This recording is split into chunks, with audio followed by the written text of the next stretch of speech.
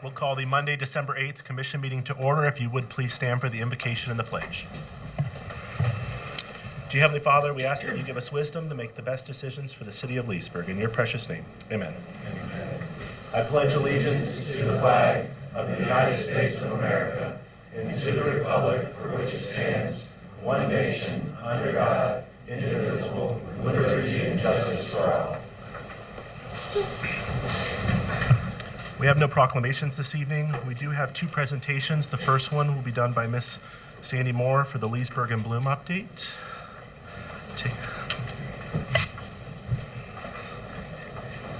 Good evening, Commission, Mayor. I'm here to talk a little bit about our Leesburg and Bloom initiative and kind of where we are, and hopefully get your kind of blessing to move forward. So if you'll notice, this first slide is actually our new logo. We try to take the existing city logo and then so that it kind of has a continuity to it, and then we added obviously Leesburg and Bloom with the big magnolia flower up there. So next, do I do this or do you do it? It says it's on. Can I go to the next slide? That works. So here's a couple of the projects. I'm going to tell you a little bit more about the first three in the next slides, but these are some of the ones that we have on the burner working toward. So storefront planner program, I'm going to tell you a little bit about that in the next slide. Our Leesburg library pollinator garden, a community garden, adopt a park. This is really, we're trying to get groups, whether they be businesses or civic groups, to adopt our parks to really help kind of keep the parks clean in some of the times when maybe our public works can't get there. Street banners, and we are putting together a volunteer database for all of these projects. Some of the ones that are a little bit bigger that are not, directly coming are looking at gateway entrances, which would include neighborhood entrances, and then also the big entrances into Leesburg, kind of making more of an iconic entrance into them, and just really beautifying all of the corridors. And then murals. So if we go to the next slide, this is the storefront planner program. And go ahead and go to the very next one. So for this program, what the intention is we would actually, with the budget, we would purchase these planters, and you'll see that there's two different types of planters, and these planters, they may not be those exact colors because there are some other colors that we can look at, but they have a reservoir of water in them so that you don't have to water them all the time. And the intention here would be that any business that would like to have one of these planters, they would actually fill out an application, and the planter would be free, but they would have to agree that they would keep it watered, the planter watered, and then also that they would put the plants in the planter. Now, we will have uniform plants that we're going to give them as suggestions for each quarter. So they would have to change out the plants quarterly, but it would be uniform so that the whole city would have the same kind of plants, no matter where your business might be. So whether you have a business in downtown Leesburg or on any of the corridors, anywhere in Leesburg, and you would like to do this planner program, you would be eligible to do it. The only other thing on the planner program is that we'll probably have a specific number each year that we can enter into the program. So it might be that we start with 20 planters, and then this year, if all 20 go out, then next year we'll put 20 more, so on and so forth, so that we can keep the cost down for how much we spend initially. If you want to go to the next slide, this is the library pollinator garden. So those of you who will remember, when the library was first built, we actually had a butterfly garden in the back, and that was the intention of the library, to have that butterfly garden back there. Over the years, for just different reasons, it just kind of lost the pollinators. So there's it looks nice back there, but it just doesn't have the types of flowers and things that attract butterflies. So, and bees and all of those kind of things. So this is one of the things that we want to reestablish that program. We feel like, one, it's also an educational opportunity for the library to have it there so they can teach about that and the importance. It's obviously good for your environment as well. In addition to that, we're hoping to work with the Lake County Bee Association. We've already talked to them about the potential of putting hives on top of the library, so that we would have that in addition. So that where you go up for help desk on the second floor, if you look behind there, that's where the hives would be. So people could even see the hives from that second floor. So that would be the pollinator garden. We already have some community partners with this. Lowe's Improvement, who already donated money so that, and well, actually plants and things that got planted in the town square that looks so nice. They have different pots of money that you can apply for at different times. So, and they have to spend that. So we've already talked to them about utilizing that for this pollinator garden, and they're willing to donate seeds and plants and things of that nature for that once they come into stock, because it's only certain times of the year that they sell those types of plants. And then of course the Lake County Bee Association is the other community partner for that. So this is one of those projects that hopefully can be done at very little cost, actually out of any of our budget. So if we go to the next one, is our community garden. This is the first one that we'd like to start, and this is our hope, is that we would actually do multiple of these so that this will be successful, and then we can move to different communities, different neighborhoods within the city and possibly do these gardens. So we have a great, we have a really good committee that is working on this. Of course, I'm just the person that's doing this presentation, but one of our committee members is a master gardener, and she's done a lot of these gardens in the schools already. So we have a really good idea of what we need. This is just a picture I got off. This is just a stock picture. So, but it just kind of gives you the idea of the raised beds. Obviously, we'll need volunteers to help with this. We anticipate being able to do possible farm-to-table events. Again, educational opportunities where you can teach people how to garden, and also with our master gardeners, teach some of the residents or anybody who comes how to be able to garden in minimal space. So they don't have to have like a huge yard to garden, but they actually can grow some of their food even if they have small spaces. The other thing that we're hoping to do with this is to address some food insecurities in that neighborhood so that you would actually be able to come and harvest at times and be able to get food from that garden to go home. Some of the community partners that we've already identified for this, Romac Lumber, they have already offered to supply us with all of the wood and all of the supplies that we need to build all of those raised beds. Black Cow Fertilizer is willing to donate the fertilizer for these, in addition to also donating the fertilizer for the planters that we talked about a little while ago. And then the Kappa Alpha Psi fraternity, they've volunteered to help build the beds.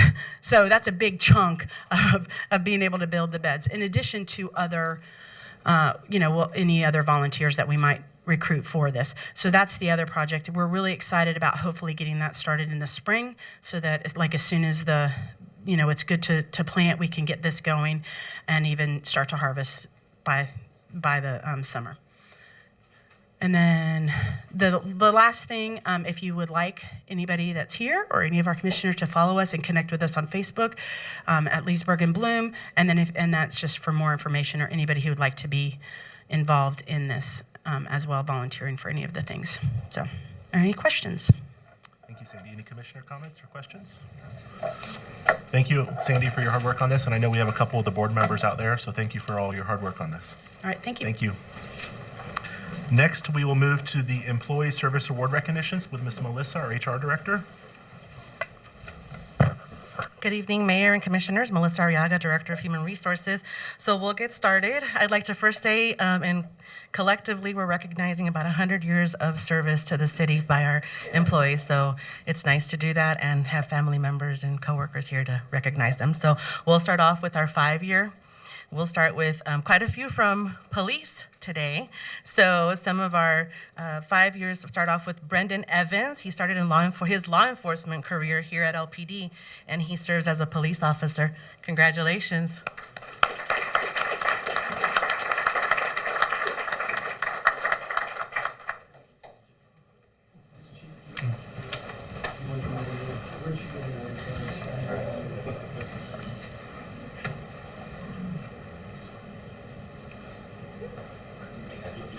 Congratulations.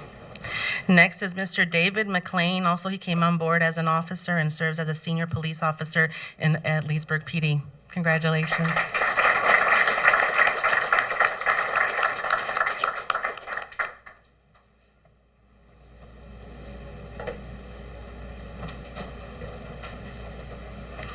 Next, we have Mr. Christopher Mooring, who also, he started his law enforcement career here with Leesburg PD, and he's currently serving as a corporal in the department. Congratulations, Chris.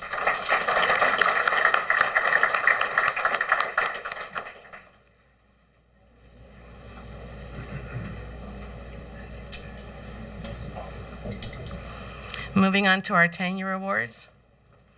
Very good.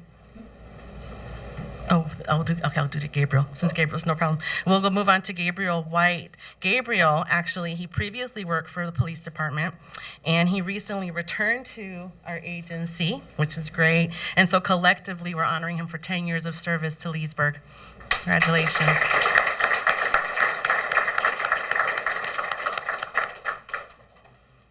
Congratulations. And that's it for right now. You come back for the next ones. We want to honor right now and recognize Mr. Ryan Owens. He started with the city as a firefighter, and today he continues to serve LFD as a fire lieutenant. Congratulations, Ryan.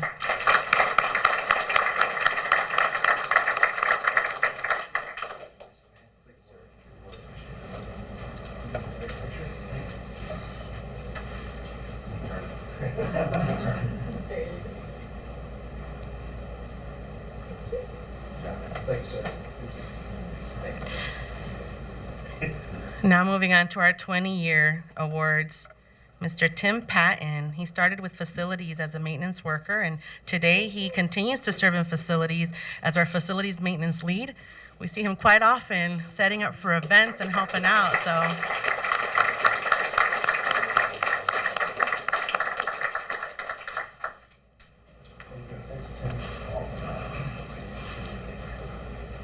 Congratulations, Tim.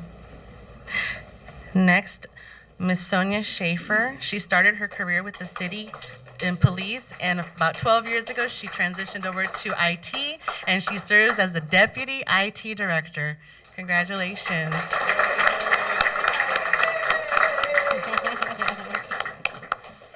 Congratulations.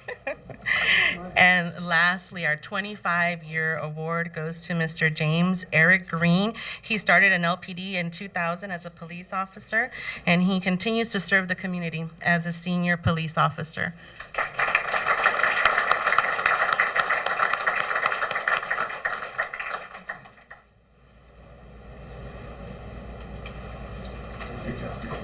So thank you, and congratulations to the employees. Thank you, Ms. Melissa, and thank you to all of our employees that are the backbone of our city. Thank you.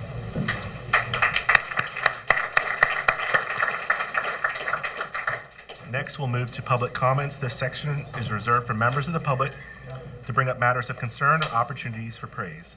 Please note that issues raised during this time will not be discussed in detail during the current meeting. They will either be referred to the appropriate staff or scheduled for consideration at a future city commission meeting. Each speaker is allocated 3 minutes to provide their comments. Kindly adhere to this time limit to ensure equal opportunity for all participants and to support the efficient conduct of the meeting. Thank you. Are there any public comments this evening? Seeing none, Mr. Polk.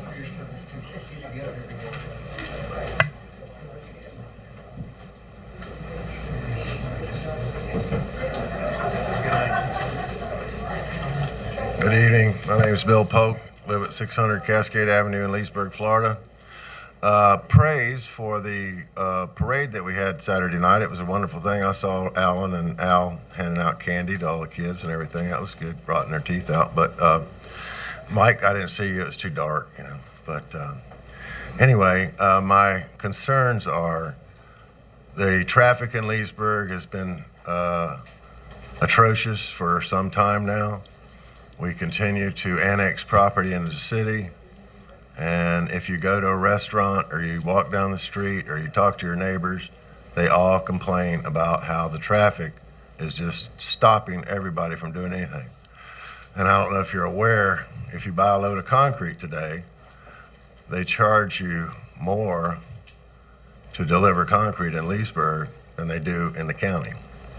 The county, they have a delivery charge, and Leesburg is charged about 20% more than they do in the county, just because of the traffic issues. We continue to annex and annex and annex, and we've talked about it and we've talked about it. Nothing's happening. You know, I don't know, the DOT's never here to talk to you about anything, I don't think, unless they're talking in private. I've never seen them here, but, you know, you need to get the DOT in here to try to get them to work with us and try to get them to advance these roads. You know, anybody that's tried to go from Leesburg to Eustis on 44, y'all annexed all that property, it's impossible. You try to go to Oklahoma, it's impossible. And I haven't talked to anybody in Leesburg that hadn't complained about the traffic. So, you know, you can blame it on DOT, or you can blame it on whoever you want to blame it on. But Leesburg has to get somebody in here to talk to them about trying to take care of these roads. And we're having to build new roads, but also the roads that are in the town here now have potholes all over them. I don't know if the county's still giving us money for our roads or not from the gas tax, but that's what used to happen. So I don't know where you're getting your money to do the roads. You'll see a patch that goes 20 feet to cover up a couple of potholes, and then 20 feet past that, you got more potholes. They don't pave the entire roads all over the town and everything. So it'd be really a great thing if y'all could have some kind of a summit or something about the roads with the public. You know, listening to the public is a good thing. I'm not sure that y'all have listened that well to the public about the traffic. Anybody that has to go to work from 5 o'clock till 9 o'clock in the morning down 27 or to the post office or anywhere to Oklahoma. I know Al has to drive that every day. He's coming from Claremont. It ain't no fun. And it's gotten to be where it's dangerous now. Just sitting at the gas station on the corner at the Circle K, I've seen about a wreck every time I go there. And I don't go there that often, but, you know, there's a wreck there on every corner. So my time's up. Thank you.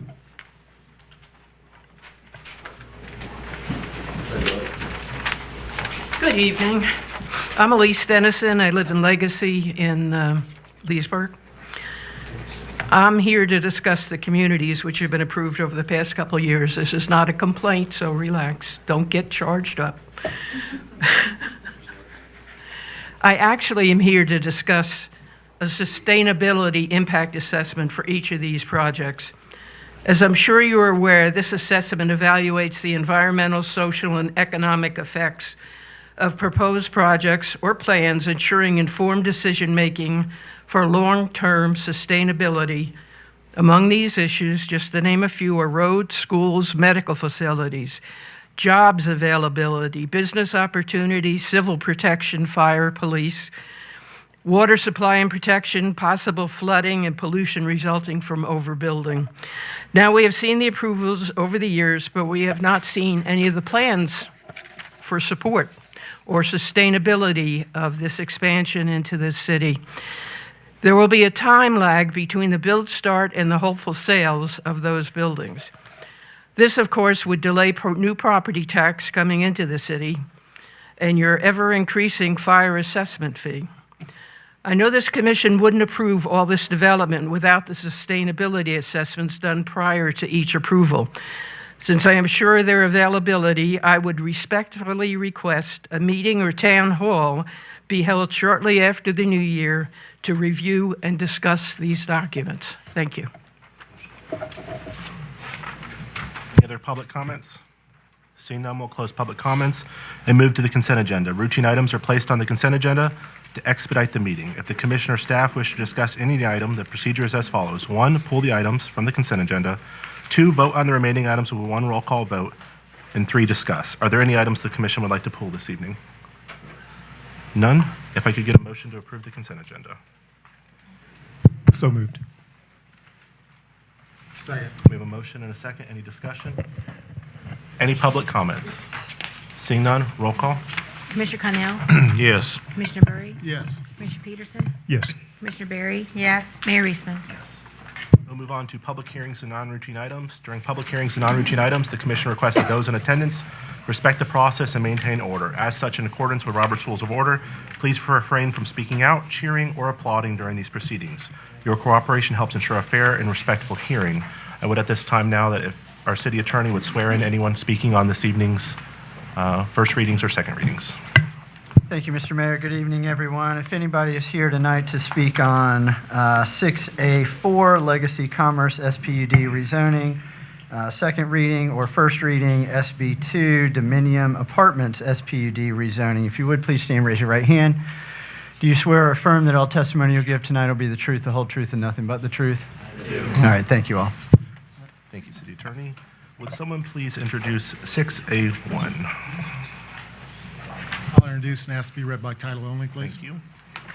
An ordinance of the City of Leesburg, Florida, changing the zoning on approximately 103.14 plus minus acres from City of Leesburg PUD to City of Leesburg PUD Planned Unit Development to allow for 294 single-family detached units consisting of 241 50-foot lots and 53 60-foot lots for property generally located east of County Road 48 and north of North Austin Merritt Road, lying in Section 32, Township 20 South, Range 24 East, Lake County, Florida, and providing an effective date. Move for approval. A motion and a second. Any discussion from the commission? Mr. Miller?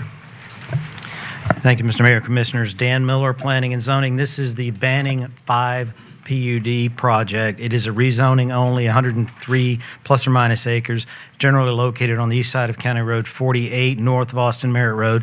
The request is for future approval for future development of a 294 single-family dwelling unit, small community there. Under this request, the application would go from, as stated, plan unit development to plan unit development with revised conditions. If approved by the City Commission, this project will interconnect County Road 33 and 48 via the developments that run from the west side on 48 all the way back to 33. Staff did reach out today to see if there's any additional comments from Lake County. We haven't heard from them yet, but we will update the commission upon receipt of those. Under the city departments had no issues with this request it is outside the Leesburg electric area. The school board did note that that a mitigation agreement would likely be required. We did get one response to the ads and letters, concerns about water supply, pollution, wildlife habitat, and increased traffic. Now, previously, this project was known as the Zellwood property. The current PUD is expired.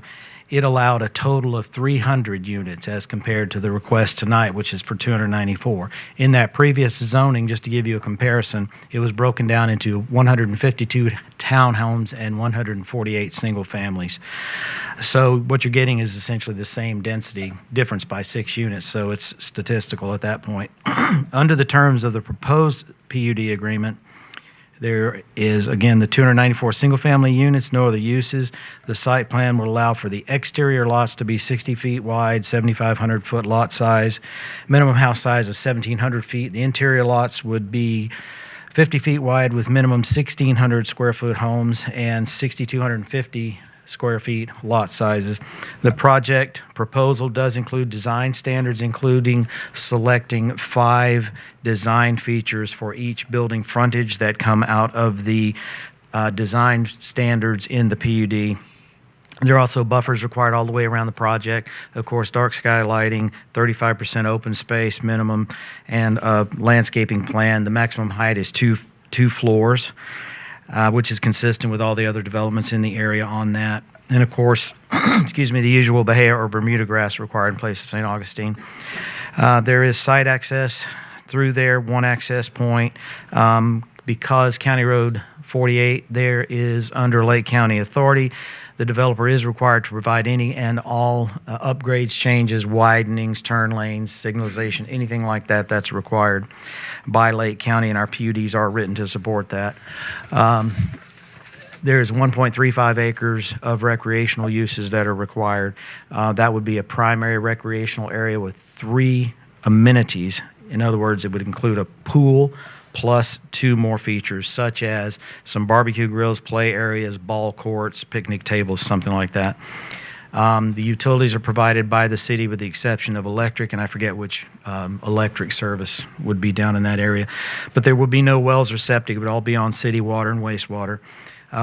At the present time, the departments are noting that there is capacity to serve the development. Finally, there is a phasing or expiration clause which would require this development to move forward within 48 months, or it would revert to the RE1 zoning standards. Again, it would remain a PUD zoning, it's just the standards would now go to 1 acre per unit.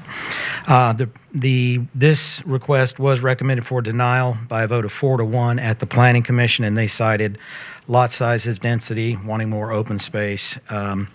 With that, I have Mr. Logan Opsel of Lowndes, Drostick, Cantor, and Reed Law Firm in Orlando to represent the case and answer any other questions you may have. Before we go to the developer, any questions for Dan? Dan, so this is an existing PUD. Has it expired? Yes, sir, expired several Okay. years ago. Okay. Okay. Yes, ma'am. And we're still waiting to hear from the county.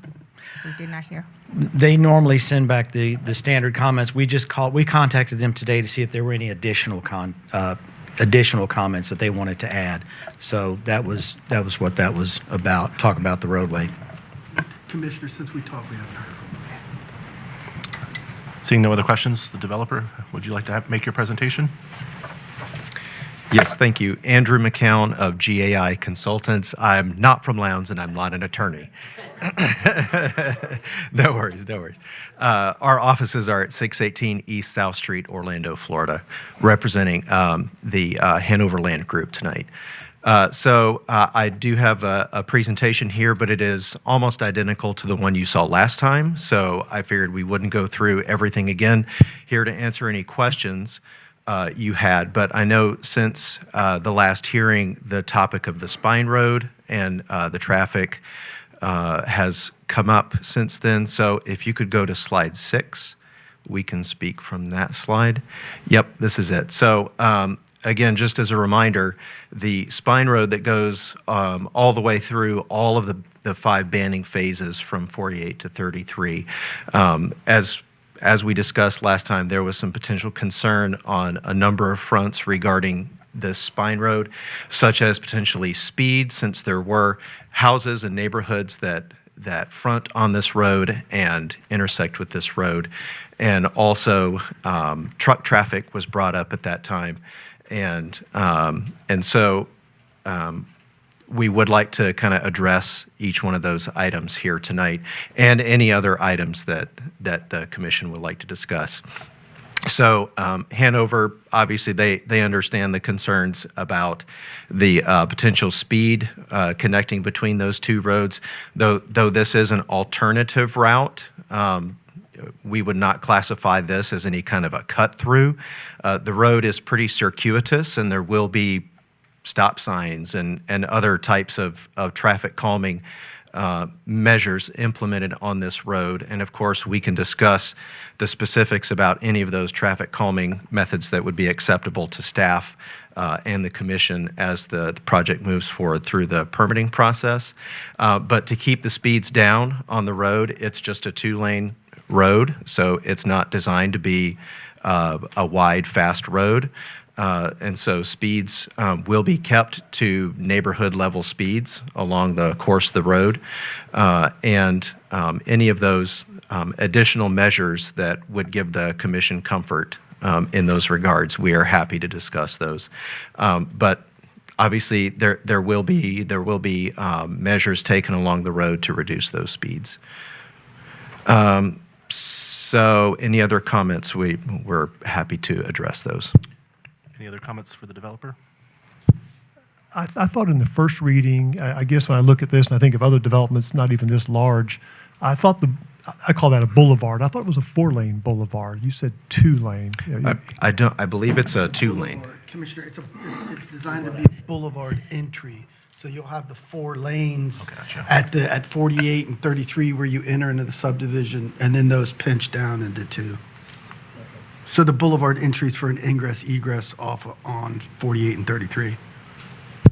And I thought I thought in some prior developments that the 4 lanes extended oftentimes through the entire development. I just look at that road. I just assumed it was a 4-lane road. Well, if you look at the picture, in the PUD, it implies that there is 4 lanes.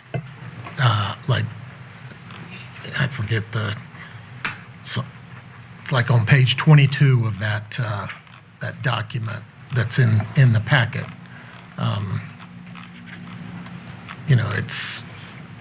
It makes it look like, but that's just 8 feet of the entryways at 48 and 33.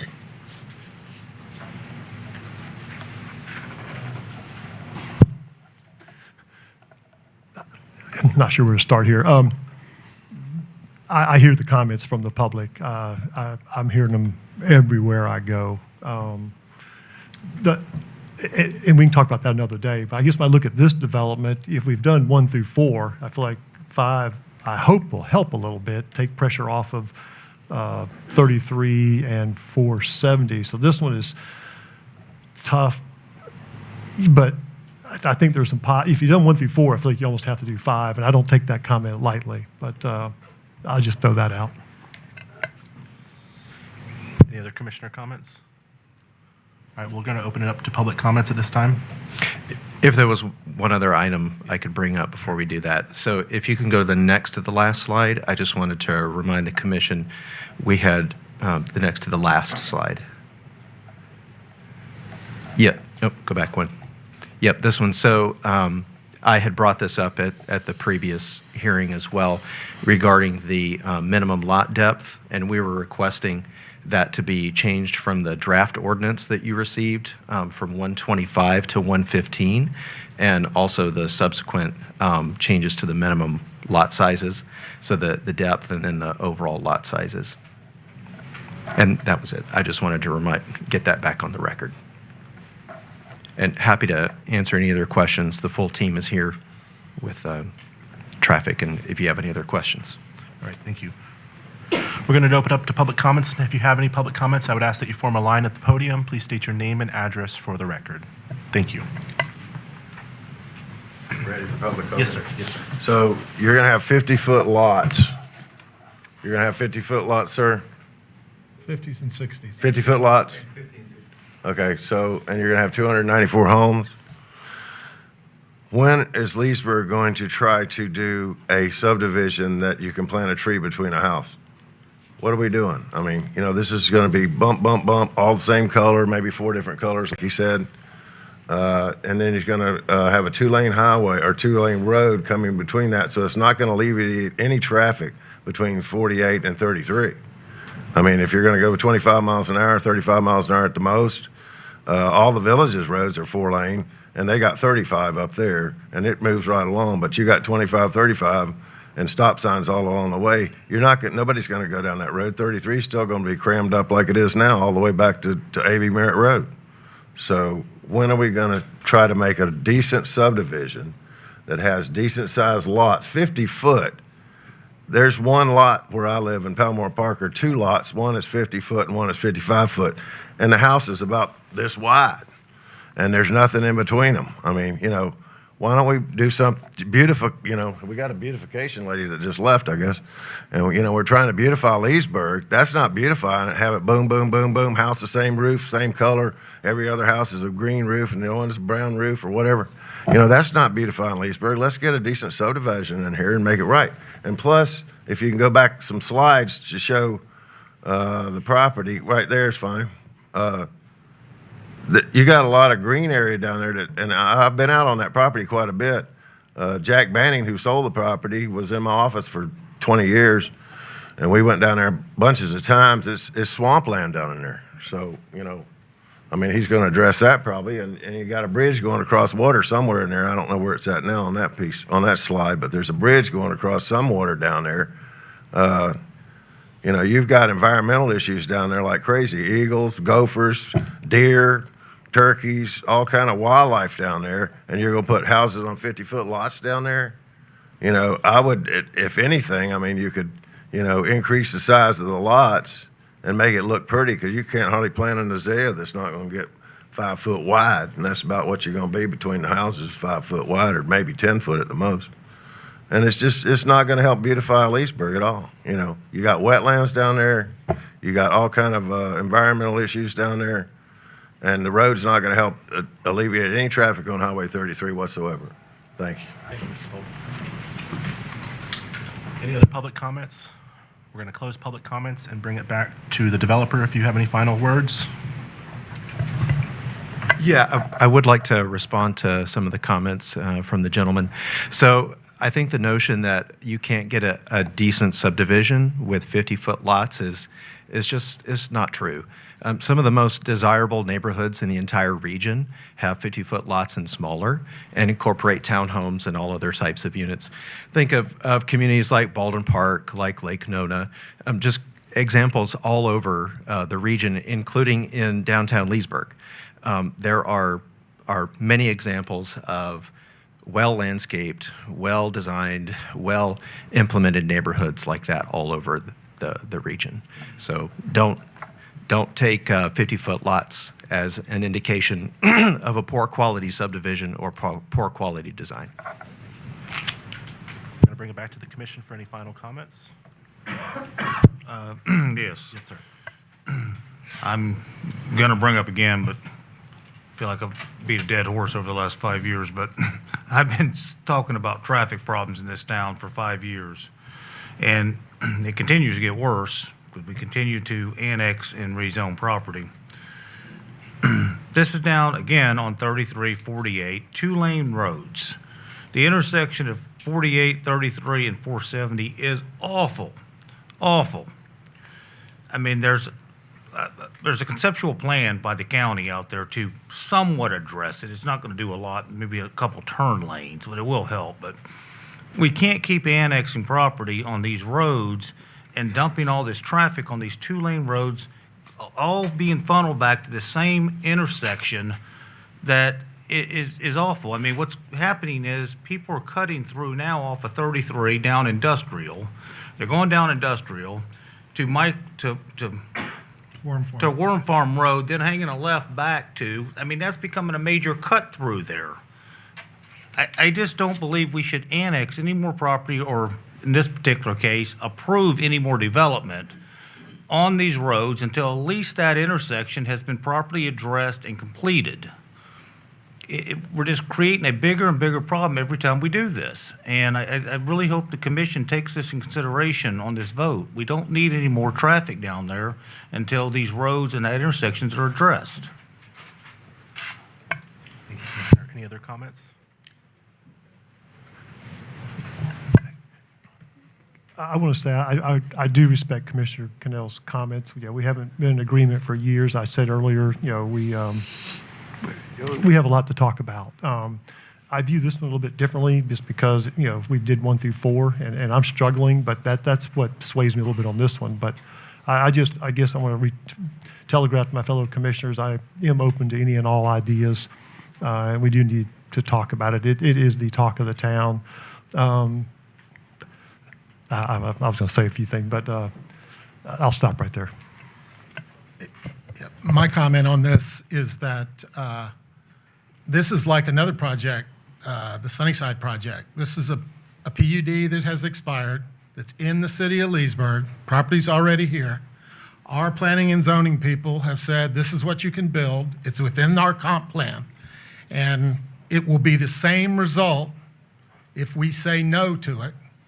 We can expect the same thing to happen that happened with the Sunnyside property. And that's, Thank you for that clarification. Speak for the audience, just clarify about on the annexation Yeah. is the issue. So there's a neighborhood in Sunnyside that's not developed yet, but that was in the city of Leesburg, that had an existing PUD to be built, that was never built. The PUD expired. Somebody else bought the PUD.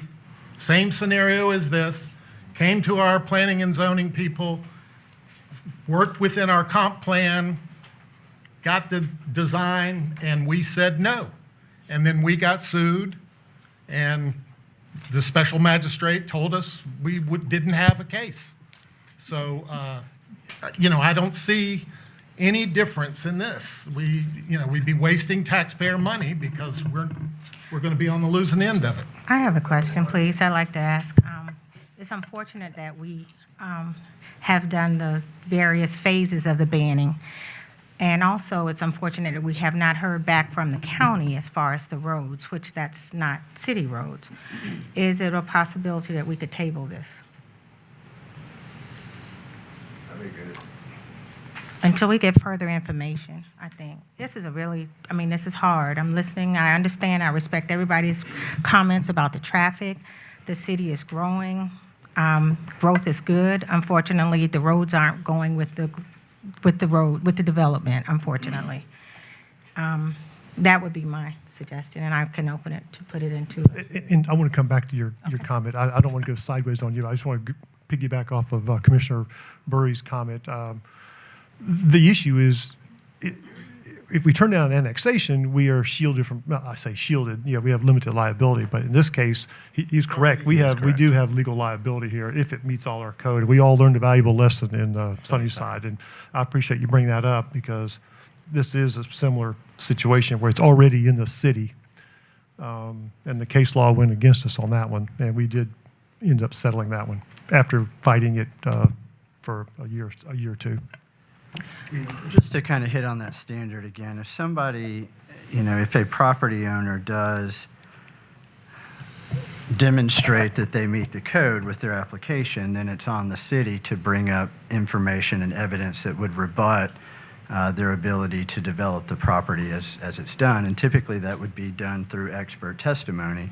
In this instance, the expert testimony is coming from staff or from the developer side. And so with a staff recommendation of approval and that it meets the code and all the requirements in the code, it's more challenging to turn that down, certainly. And I think that the Sunnyside example is a reasonable example to bring up as to how that has played out in the past.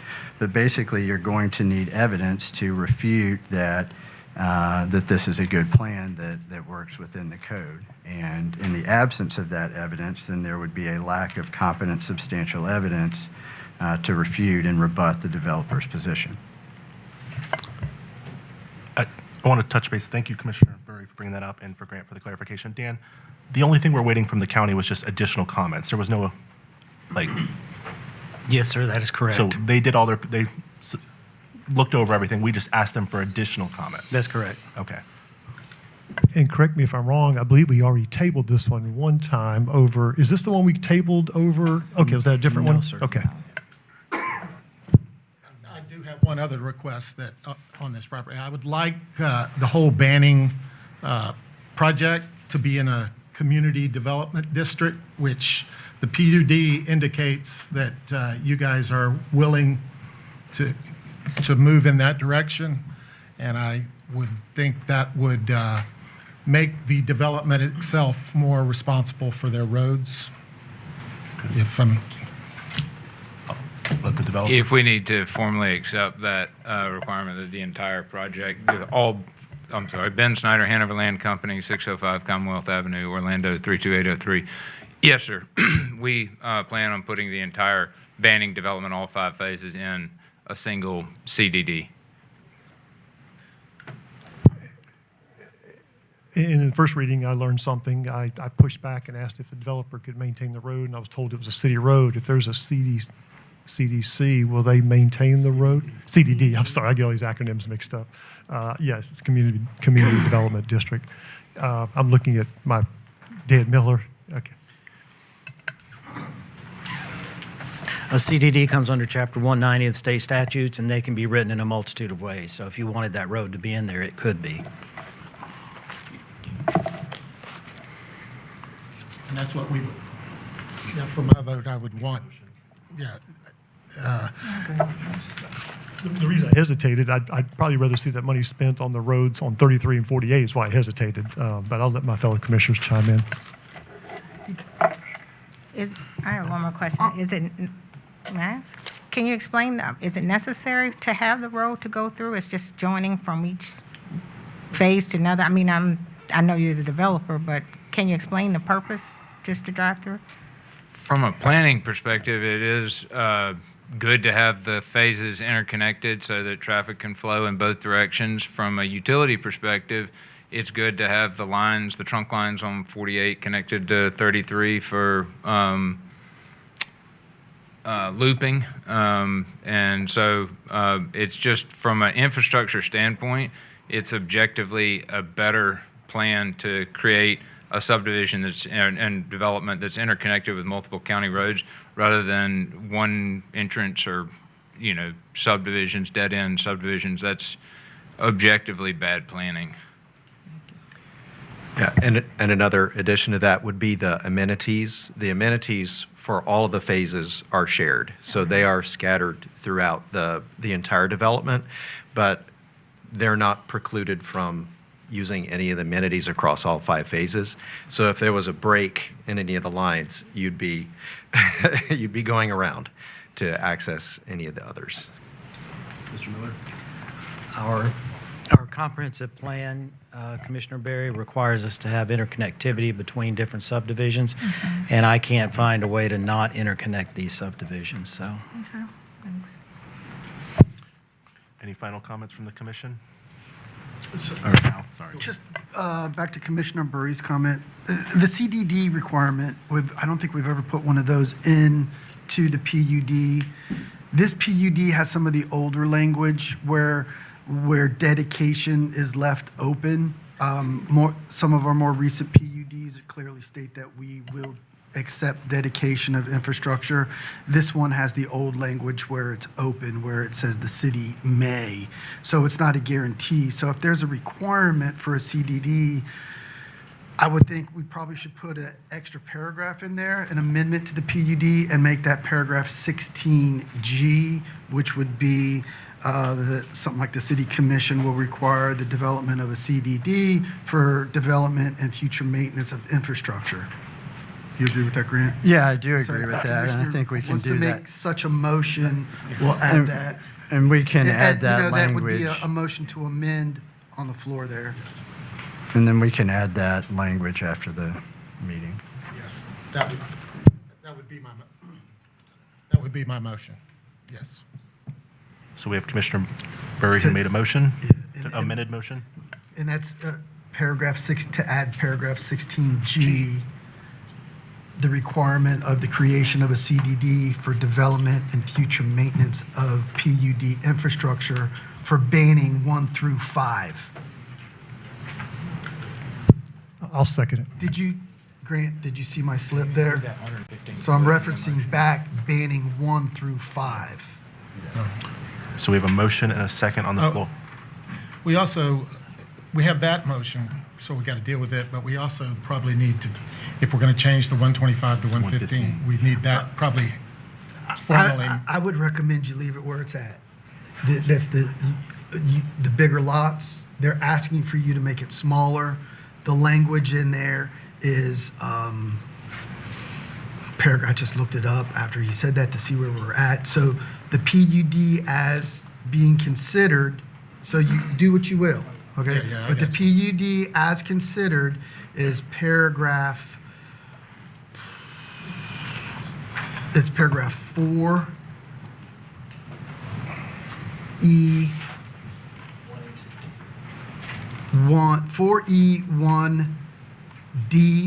which requires that the minimum size be 6250.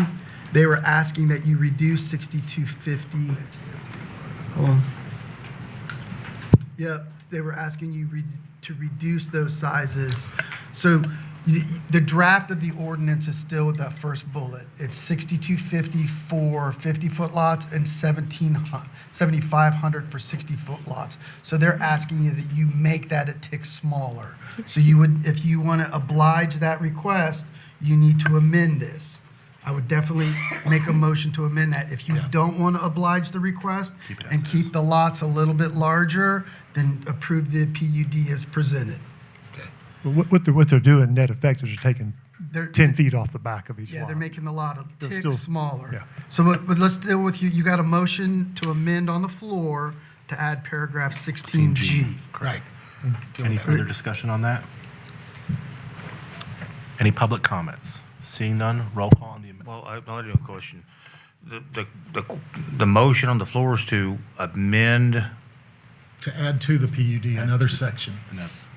That okay, but that says, doesn't have anything, well, The motion on the floor is to add paragraph 16G requiring that the PUD put together a CDD for banning phases 1 through 5 to develop and maintain infrastructure in the future. So we're going to vote on that first before we vote on the PUD? Yes, because it's an amendment to the PUD. Okay.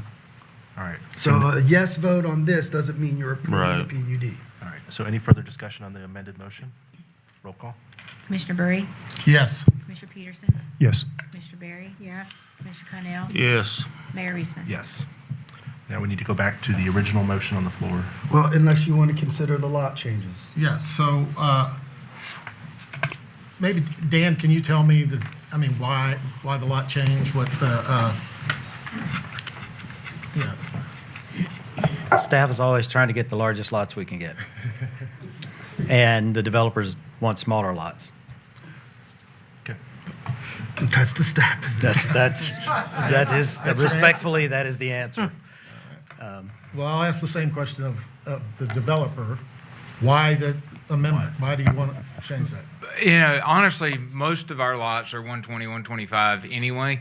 We like the flexibility to go to 115 when we're working around wetlands, so that we don't end up having to impact the wetlands and then pay to mitigate them or, whatever. So it's really just for a very limited number of lots where we're skirting around wetlands or whatever, and so that we're not, pushing lots in the wetlands or, but the majority of the lots will be designed as 125, 120, 125 anyway.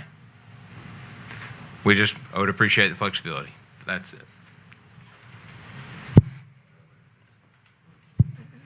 If we are going to do it, maybe we put a number on it, just, a small number on it, or just leave it, or leave it like it is. It's up. The staff recommendation is you leave it like it is. Okay. That's a developer problem. Okay. So any other further discussion on the original motion? No. Seeing none, roll call on the original motion on the floor. As amended. As amended. Commissioner Peterson? Yes. Commissioner Berry? Yes. Commissioner Connell? No. Commissioner Bury? Yes. Mayor Reesman? Yes. Would someone please introduce 6A 2, 3, and 4 to be read by title only? I'll introduce and ask to be read by title only. 6A2, an ordinance of the City of Leesburg, Florida, annexing certain real property consisting of approximately 7.3 plus minus acres, being generally located west of U.S. Highway 27 and north of University Avenue, lying in Section 24, Township 20 South, Range 24 East, Lake County, Florida, provided that said property so annexed shall be liable for its proportionate share of the existing and future indebtedness of said city, providing that such annexed property shall be subject to all laws and ordinances of said city, as if all such territory had been a part of the City of Leesburg at the time of passage and approval of said laws and ordinances, providing that such annexed territory shall be placed in City Commission District 3 and providing an effective date. 6A3, an ordinance amending the future land use map of the comprehensive plan of the City of Leesburg, changing the future land use map designation of certain property containing 7.3 plus minus acres from Lake County Urban Low to City of Leesburg General Commercial for property generally located west of U.S. Highway 27 and north of University Avenue, lying in Section 24, Township 20 South, Range 24 East, Lake County, Florida, and providing an effective date. 6A4, an ordinance of the City of Leesburg, Florida, changing the zoning on approximately 7.3 plus minus acres from Lake County A Agriculture to City of Leesburg SPUD Small Planned Unit Development to allow for 50,200 square feet of multi-use office warehouse buildings for a property generally located west of U.S. Highway 27 and north of University Avenue, lying in Section 24, Township 20 South, Range 24 East, Lake County, Florida, and providing an effective date. Motion to approve. Second. We have a motion and a second. Mr. Miller? Thank you, Mr. Mayor. This is the Legacy Commerce project. This consists of an annexation, small-scale comp plan, and rezoning of 7.3 plus or minus undeveloped acres. It's generally located on the west side of U.S. Highway 27, as you can see up here on the map, and north of University Avenue. This is for a commercial type, industrial commercial type development. There's no residences in here. 50,200 square feet of multi-use / office warehouse type buildings. Under the overall proposal, there'd be the annexation and the future land use, which would go from Lake County urban to city general commercial. And then the zoning application would request going from Lake County ag to City of Leesburg small planned unit development. There were no public responses to the ads and letters that we had. Lake County had no comments. They responded with a no comment. And under the terms of the SPUD agreement, there would be 50,200 square feet of multi-use office and warehouse buildings on the 7.3 acres. That would include offices, warehouses, mini warehouses, industrial flex space, indoor light manufacturing, building trades and contractors with indoor storage, such as things for electricians, plumbers, AC contractors, and then, of course, daycare and private school, as the location is near residential development. There are design standards, including screening of mechanical equipment and the standard 35% open space, dark skies, lighting, landscape plan, et cetera. 2 floors is the maximum height. And, excuse me, access is shown on the site plan, which is in your packet. There's only one needed.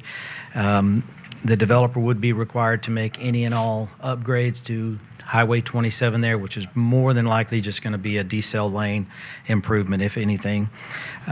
Utilities would be on city water and wastewater, no wells or septics, and it has the 4-year substantial commencement clause. The attorney, J.D. Bricklemeyer, is here for any questions you may have. I do have a quick question, Dan. Is any of the residential property border fenced? I'm sorry, Mr. Any Mayor? of the residential property fenced that borders the mobile home park?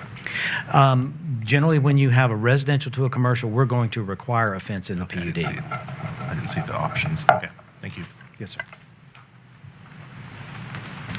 J.B. Brickmeyer, 17032 Johns Lake Drive, Winter Garden, Florida, 34. Anyway, I'm sorry about my voice. I'm coming off Bruce surgery, so it's a little weak still. Are there any questions I can answer for the board? Any questions from the commission? Seeing none? We have no questions at this time. We're going to open it up for public comments. Are there any public comments on this item? Seeing none, we're going to close public comments. Any final commission comments before we vote? Seeing none, roll call on 6A2. Commissioner Berry? Yes. Commissioner Connell? Yes. Commissioner Berry? Yes. Commissioner Peterson? Yes. Mayor Eastman? Yes. Would someone please make a motion to approve 6A3? So moved. Second. We have a motion and a second on the floor. Any discussion? Any public comments? Seeing none, roll call on 6A3. Commissioner Connell? Yes. Commissioner Berry? Yes. Commissioner Peterson? Yes. Commissioner Berry? Yes. Mayor Eastman? Yes. Can I get a motion for 6A4? Motion to approve 6A4. Second. We have a motion and a second. Any discussion? Any public comments? Seeing none, roll call. Commissioner Berry? Yes. Commissioner Peterson? Yes. Commissioner Berry? Yes. Commissioner Connell? Yes. Mayor Eastman? Yes. Would someone please introduce 6A5? I'll introduce and ask to be read by title only, Thank please. you.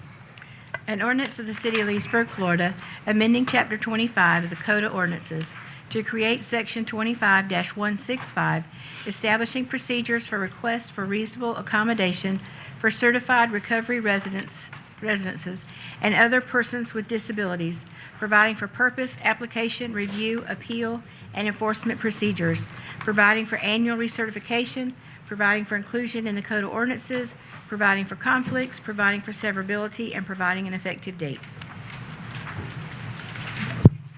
Motion to approve. Second. We have a motion and a second. Any discussion? Seeing none, any public comments? Seeing none, roll call on 6A5. Commissioner Peterson? Yes. Commissioner Berry? Yes. Commissioner Connell? Yes. Commissioner Berry? Yes. Mayor Eastman? Yes. Would someone please introduce 6B1 and 2? I'll introduce and ask to be read by title only.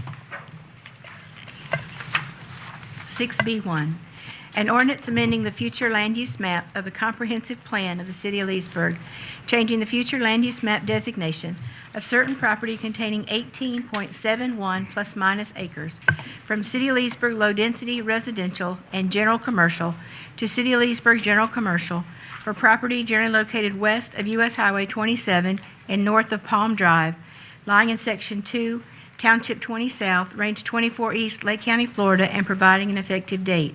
6B2, an ordinance of the City of Leesburg, Florida, changing the zoning on approximately 18.71 plus minus acres from City of Leesburg PUD to City of Leesburg PUD Planned Unit Development to allow for 276 multifamily units for property generally located west of U.S. Highway 27 and north of Palm Drive, lying in Section 2, Township 20 South, Range 24 East, Lake County, Florida, and providing an effective date. Thank you, Andy. Just for clarification, these are first readings, and they will lay over till January 12th. Mr. Miller? Thank you, Mr. Mayor. This is for the Dominium Apartment Project. Again, small-scale comp plan and rezoning for the 18.71 acres.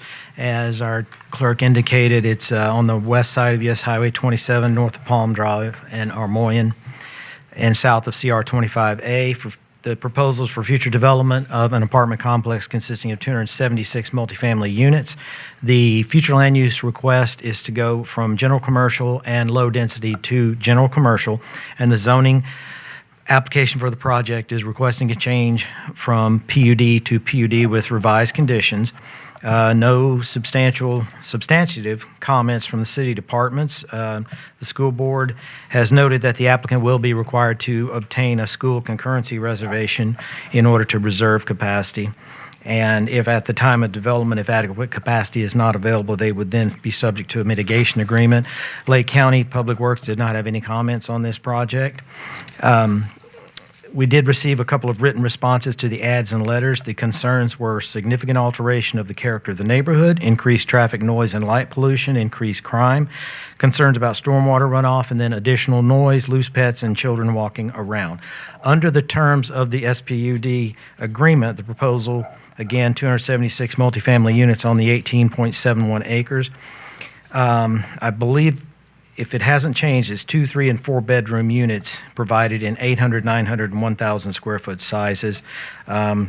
Project proposal does have design standards. There are 25-foot undisturbed buffers all the way around.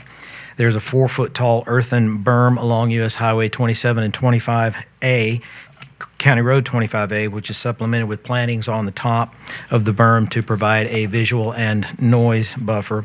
Opaque fencing is required where the property is adjacent to residential areas. And then we have our 35% open space, dark sky lighting, code-compliant landscaping, and Behair Bermuda grass. Maximum height on the building is 3 floors. There are facade samples of the proposal in your packet.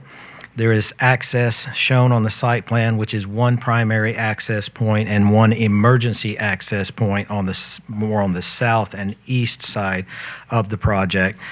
The PUD, excuse me, does require the developer to provide all of the necessary upgrades to the roadways as required by FDOT or Lake County. 1.3 acres must be in recreational land, which will include a swimming pool, children's playground, and a dog park. All utilities are on city water, wastewater, no wells and septic. And then there's the phasing and expiration clause. There are a couple of different site plans that they may wish to talk about this evening that would impact the parking ratios. So I wanted to bring that up, Mr. Mayor. Any questions for Dan? Dan, I do have one. Yes, sir. The original PUD that was approved, what was it for?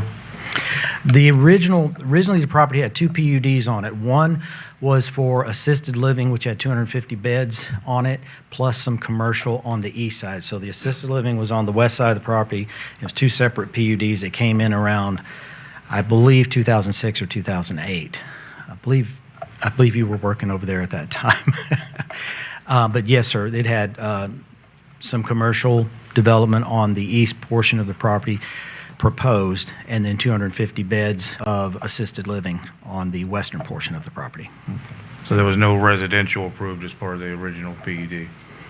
I believe that is correct. Thank you, sir. Any other questions for Dan? Yeah, I had one, Dan. You said there would be 2 exits, but one is only emergency? That is correct. So is that what we're expecting then, is all traffic from this will dump on to 25?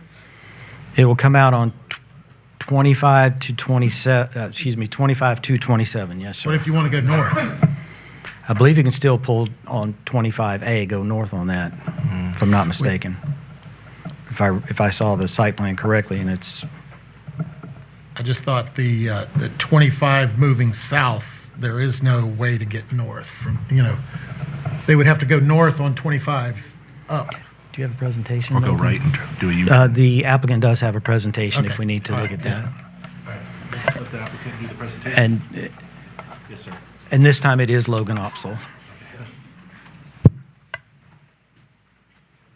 Good evening. Logan Opsahl, 215 North Eola Drive. Thank you, Dan. I'll talk briefly about property, the project, some of the specifics we have, and then briefly about Dominium, the proposed applicant developer on this property as well. Before I dive into the substance of my conversation, I'll have introduce Glenn Daniels with Dominium to just give a brief overview of who they are and what they do. Thank you, Logan. Thank you, Commissioners. I'm Glenn Daniels with Dominium, 375 Northridge Road, Suite 500, Sandy Springs, Georgia, 30350. I'm here today with Dominium. Dominium is one of the largest owner, operators, and developers of attainable housing in the nation. We've been in the business for 50 years, and in Florida alone, we've been working and owning and operating over 33 apartment communities currently for over a decade. I want to speak to you today to kind of introduce us. This is our first time working in the city of Leesburg, and we want to be partners working through the PUD that's proposed. So in Florida alone, we have over 7,500 apartment homes housing over 14,000 residents, and I stress that we want to partner with the city of Leesburg. We understand that the city wants to maintain compatibility and neighborhood compatibility, and we're here for that as well.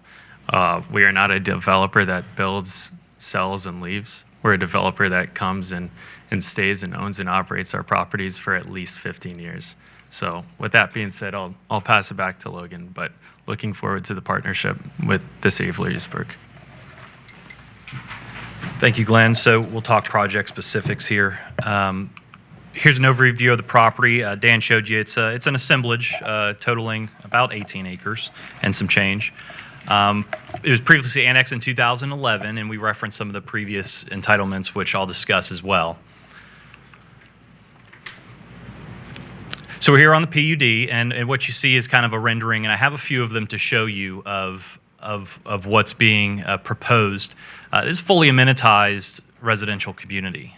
These are really type Class A amenities, and the benefit of having these types of uses is that, quite frankly, we know that across the states, specifically Central Florida, is an affordability and housing crisis, and having a company like Dominium be able to come in, partner with cities, and provide for these types of developments that are fully amenitized, we see as an asset across the Central Florida region. And I'll talk a little bit more about this project specifically, and then how those parameters work. This is a conceptual rendering of the community, and you could also search and see that these are similarly situated, several built out across the state. That this is a competitive market, right? Folks that want to, they have limitations, which I'll talk to about income and rent, so that these are folks such as school teachers, firefighters, police officers who move into these communities and stay. Dan mentioned the layouts. We have 4 bedrooms, 3 bedrooms, 2 bedrooms. Just to give you a little bit of idea what those rents look like on the 4 bedrooms, $1,834. On the 3 bedrooms, $1,644. And on the 2 bedrooms, $1,423. And I'll talk a little bit more about that. History of the property. Previously approved, it had a commercial and office park component, as well as what we saw in the ordinance, previous ordinance that is expired, 305 assisted living residents. So those 2 uses on the property, that's again part of the expired PUD ordinance. City of Leesburg zoning map, again, it was annexed back in 2011 under the PUD, so that's what's indicated on the screen there, with kind of a split future land use of general commercial. So comparing the two, that's would what equate to a highway commercial underlying zoning, and just some of the uses that are there, some institutional, like your government facilities, you put a school and church there, some utilities. But you also have what was previously approved, like your, this is adult daycare facility. There is group living, a multifamily allowable use, hotel, motel, vehicle sales. So those are types of the uses under that underlying future land use on the commercial front. This is language that's borrowed from the code. This is for PUDs. So what we have here is this infill area that really requires an innovative site plan and a flexible approach to the build out, which I'm going to touch on as well. This is what the property looks like today. You've seen in your staff report, there's some structures out there, pretty dilapidated in their condition, some storage, there's some dumping ground areas. So not ideal. The proposed site plan, this is what's taken, this is the conceptual plan. This is taken from the planned development ordinance itself. That's part of your packet. What I'm going to present as part of our ask is change to the parking that's in the ordinance itself. Your code requires 2 units an acre, two parking spaces per unit. Several jurisdictions throughout kind of have different parameters as it relates to these types of developments. And what we've provided, which is in your application package, a study done by Kimley Horn, which demonstrates that these types of developments simply require less parking. Right? This body's talked about it for some time. What we don't want to see is an overparked, unnecessary, impervious areas on this property. We asked our engineers to put together a site plan that's beyond the conceptual that we need to do to meet sufficiency in an application package. It said, build us this community that meets your parking requirements. And this is what they were able to do. We had our community meeting, and some of the feedback that we got was, look, this is a wooded area. You heard about the berm. There's existing vegetation. We're trying to install this community in such a way that, quite frankly, it's tucked back and not really visible from 27. Utilizing this study that was provided by our engineer, as well as real-world build-outs. We have these communities elsewhere. We see what the parking is. We have the data. We know the practicality of who's parking there and how much is required. And so our request as part of this PUD approval is a 1.6 parking spaces per unit, as opposed to the code required 2. The 2 is what's in the staff reports in the ordinance. We're proposing a 1.6 so that we can accommodate those specific comments that we received from our community meeting and can effectuate what I'm going to present on the next slide. But what you see here that meets the code required 2 is 555 parking spaces. Again, still meets all the performance standards in the PUD ordinance. But the changes is that, and these are we're going to flip back and forth on these slides.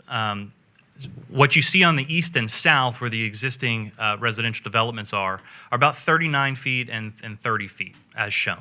Okay. What we're proposing that meets our study and what we see in our other communities is 442 spaces. Right? That's what meets the 1.6.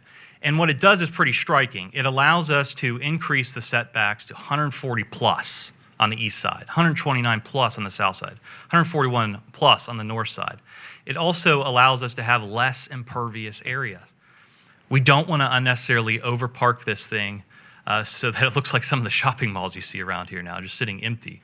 It allows more green space, more buffering, more setback from the existing development, which ultimately, provides for additional compatibility.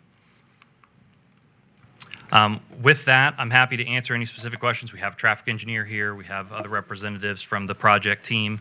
But before I do conclude, and I'll reserve some time because I know there'll be some responses, I think it's powerful to note a few things. And one is the limitations as it relates to the income levels of folks that move into these communities. Because again, they're highly competitive.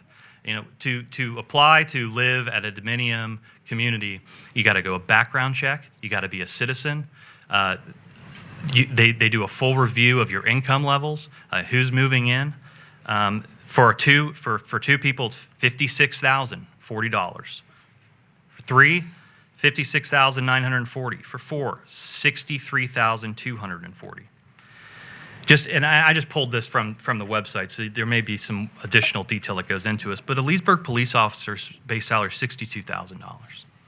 Firefighters, $53,000. Lake County schools, they start you at $49,500. These are the folks who live and work in this city, in this community, that we'll be catering to in a highly competitive market. And I think it's important when I come up here and do slides and quote ordinances to you that we think about those real-world practicalities. And with that, I'll happily answer any questions and reserve my time. Any other questions for Logan? I don't know if it would be Logan, but I would like a list of where all in Florida you have dominium, the cities, the address of those, please. That'd be good. Yes, sir. This question, I guess, is directed at Dan. I'm not running you off, Logan. I'll be right here. Dan, from a staff standpoint, which parking plan do you like better or support or not support? The data shows that they can work it with 1.6. The issue staff has is that if you go back to those two site plans, this one is clearly superior to the other one in terms of buffers and the use of the land, including the emergency access and the access points pretty much stay the same. But in terms of buffers for the neighbors, that's a big deal to staff, and I think that they worked very hard with us to try to come up with something. Staff is willing to bend on the parking for something like this. It is a tough call, and I respect whatever you want to do on that.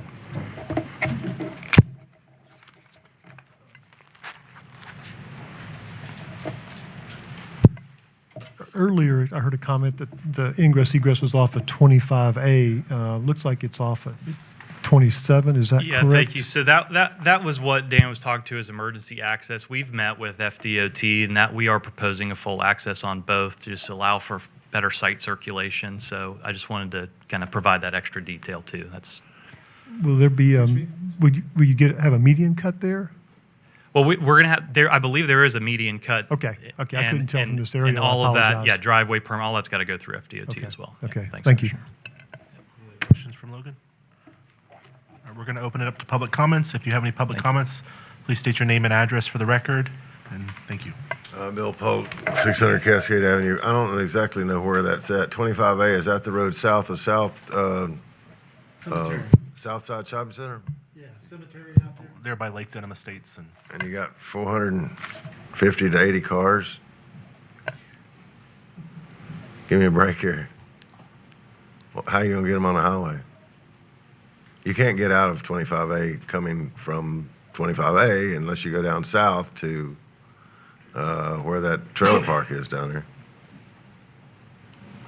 There's a median cut there, but it's not even wide enough for a car. It's not as wide as a car is wide or long. You're going to put a stoplight there right before the other stoplight that's at the Southside Shopping Center? There's no way to get 480 cars out of there a day, or even 25 cars out of there a day, because it's backed up all the way south of 48. Something to think about. I mean, you're talking about the old Lukens property right there off of 25A, right? I believe the entrance matches up to English Road, if that helps, Bill. That's the entrance? Who said that? It's up on the screen. The two dots. Okay, that's the road south of there. That's the south end of 25. So they're going to go south, they're going to go south on 25A to come out there? That's one of the entrances. And where's the other one? It's there on the south. You see that on the bottom, Bill? Can you point it out to me, please? The one right corner there? that's coming out on 27, Yes, sir. right across from where they sell wheelchair stuff. That's And then, or no, that's This is coming way out. further south, Bill. The first entrance is of 25A is just south of the Southside Shopping Center. Yeah. Okay. This is the southern end. Okay, are you planning on coming on 27 to there? Because there's no possible On way. the south side, yeah.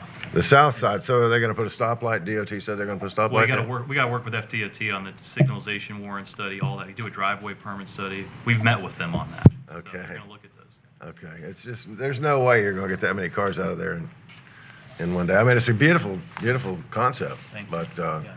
But I don't, that is right at the bad part of where the traffic is. All the traffic comes bump to bump right there. Yep, so we've met with FDOT on that. We're having those conversations, and Yeah. they think we can, so. They think, we're gonna- well, they're 10 Okay, years behind the whole We're going to world. ask questions, and then the developer will come back and answer. Huh? Thank you, Bill.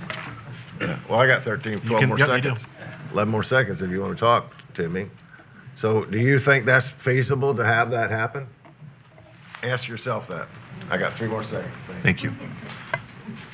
Any other public comments?